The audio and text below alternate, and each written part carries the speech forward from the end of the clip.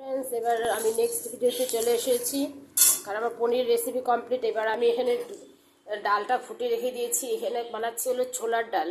তো কিভাবে বানাচ্ছি তোমরা দেখো। প্রথমে আমি কড়াইয়ের মধ্যে তেল দিয়ে দিব, সর্ষের তেল দিয়ে দিব।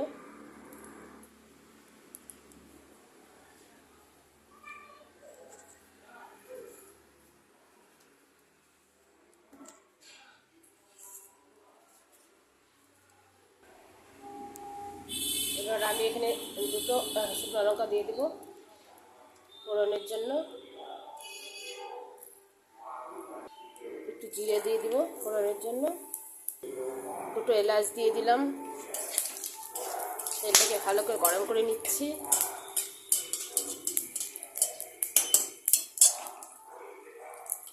এবার এখানে ডালটা সেদ্ধ ছিল সেটা আমি দিয়ে দিচ্ছি।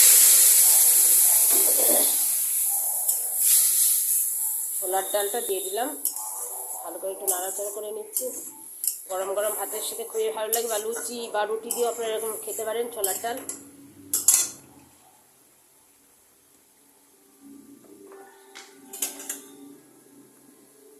জাস্ট একটু জিরে বাটা, আদা বাটা, লঙ্কা বাটা দিয়ে দিলাম।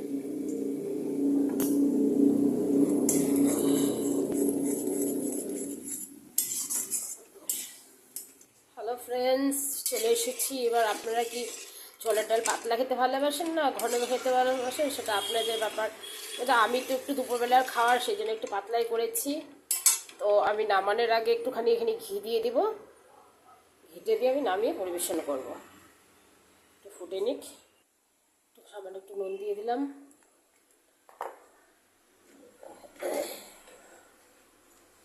একটু হলুদ দিয়ে দিলাম।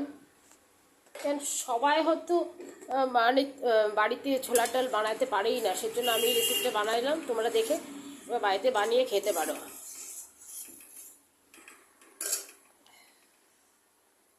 আর বন্ধুগণ, এই যে একটা উপরে যেটা লেয়ার উঠেছে সেটাকে ফেলে দিতে হবে।